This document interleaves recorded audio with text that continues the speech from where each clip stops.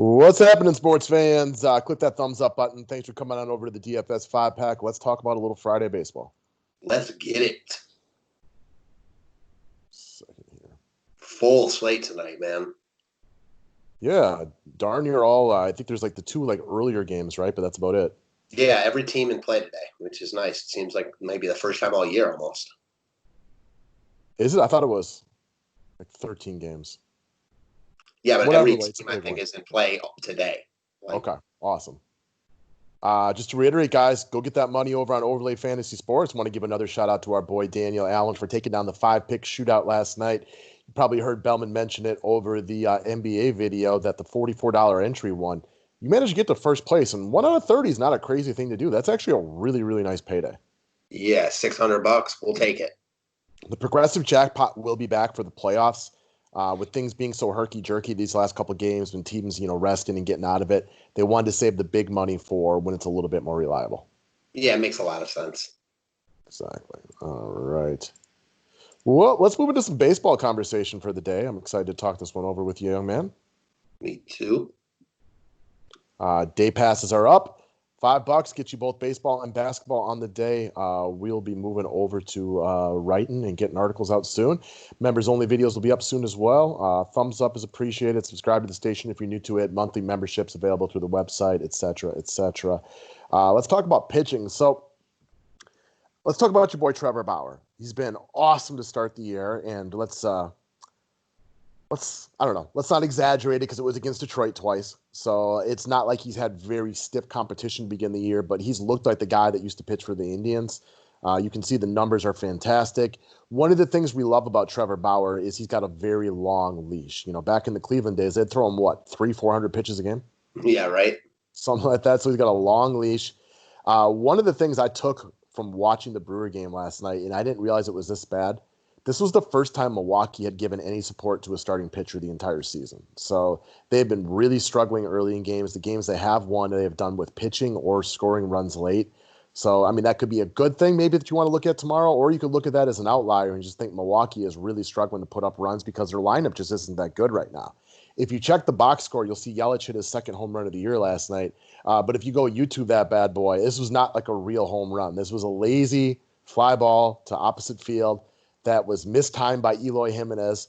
It bounced right inside the chalk line, and then Eloy fell into the stands for an inside-the-park home run. So it's not like their best players heated up or anything. He did walk 4 times, though. That's a good thing. Did you see the inside-the-park home run? I did. I used Yelich in my lineup with the White Sox guys I had, so I was very happy about that. It was kind of funny looking, wasn't it? You don't see a lot of them that look just like that. Eloy Jimenez was definitely, if there was a basketball person, he'd be on Shaq and a Fool or whatever it is. Yeah, he fell into the netting, I feel like. Yeah, it was pretty clumsy looking. Yeah, so I like Bauer here. I don't think he's like a lock automatic must play because I am taking what he's done this year with a grain of salt.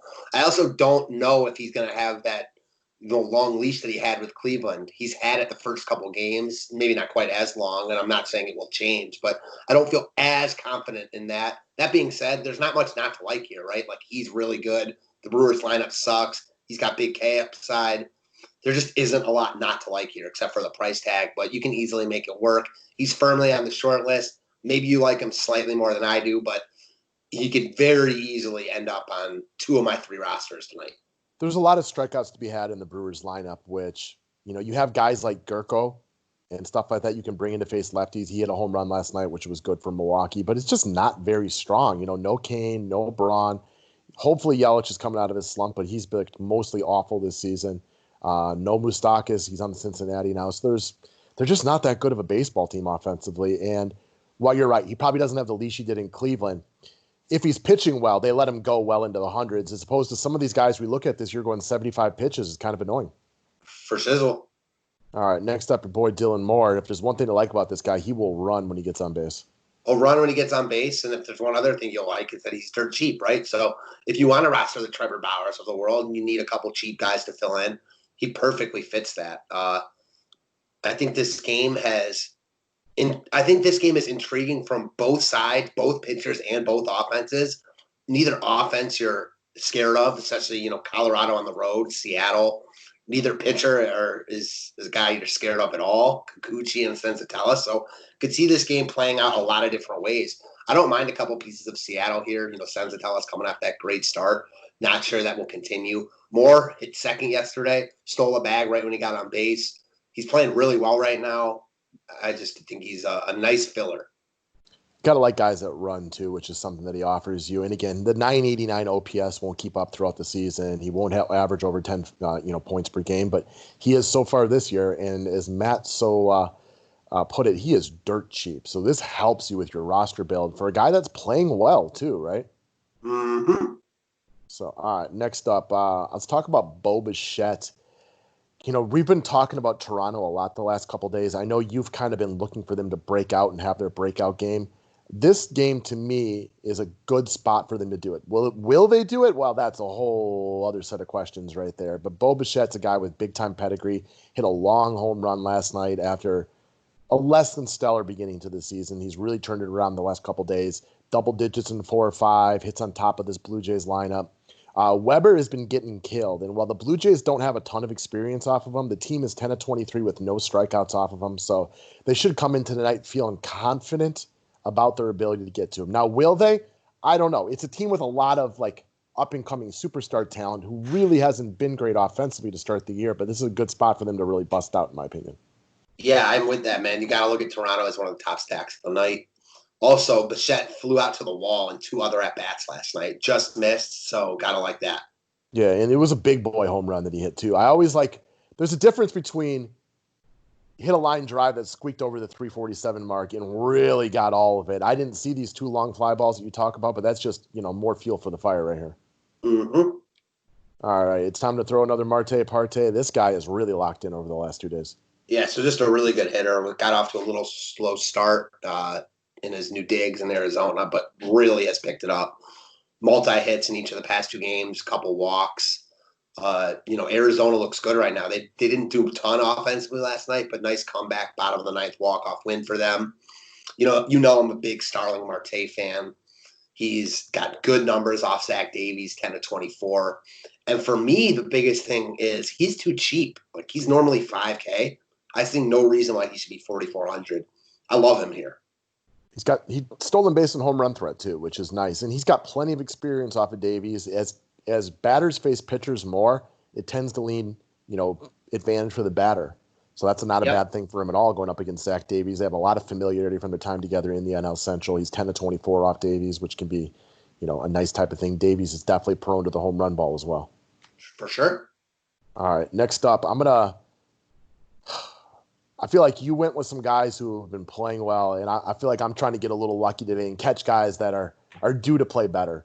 And Eugenio Suarez of the Cincinnati Reds is definitely one of those guys. So I feel like this is the 3rd time this year we're touching on it. After you get done playing Cleveland, it is such a relief not to be facing the likes of Carrasco, Bieber, and Clevenger, which is exactly where Eugenio Suarez is today. He's rolling into Milwaukee, had a really bad start to the year, but has shown some signs of life the last couple of days. Homered a couple days ago, walked 3 times over the last 2 days, which isn't, superb. It's not mind-blowing.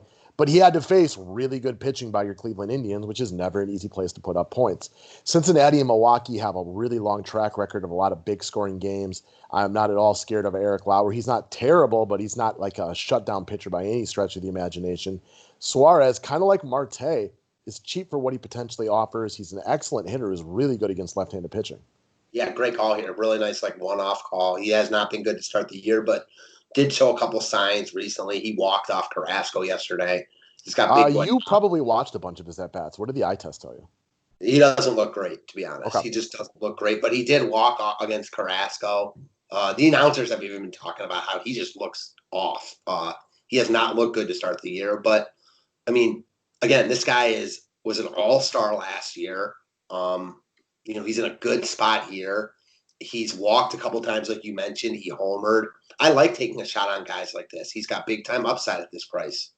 So, you brought up a guy from Arizona the past 2 days. And I remember, I think it was, Tuesday night then, or Wednesday during the day, you're like, I just have a feeling Arizona's about to get it together because they had been terrible. There's a lot of that out there right now within baseball. Because the season hasn't been going that long, there's a lot of guys and teams just trying to get it together. Suarez can rake, right? This guy had, 45 home runs last year or something like that? Now, today's a little bit of a hope that he really gets it turned around. He showed a few buying signs the last couple of days, but you got to hope to get those things right. You were right about Arizona a couple of days ago when you talked about it, that they were about to go off, and they just finally did it. I don't know what the numbers are, but the Indians are hitting like 210 or something, like something really, really low. And they're not the only team. Like, there's a lot of teams really struggling offensively.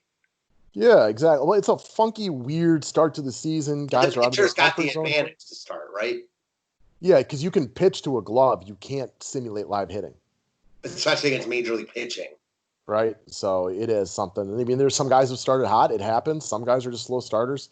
Uh, Good players will turn it around. Maybe not to get their year-long stats they normally have, because sometimes it takes a longer season to do that, of course. But guys like Suarez, your boy J Ram had a couple of bombs last night. He was All the amazing. Diamondbacks. It's funny, apparently, that I was hearing about this after the game. Ramirez and Luis Castillo are from like the same hometown and good friends, and they're asking Ramirez before the season started like who he was looking forward to facing. And he was like, I can't wait to homer off my boy Castillo. And then he homered in his first at bat last night, then tripled, then homered again. It's a good day. Yeah, he had 44 DK points. That'll win you some tournaments. Yes. All right, guys. Thanks a lot. Thank you.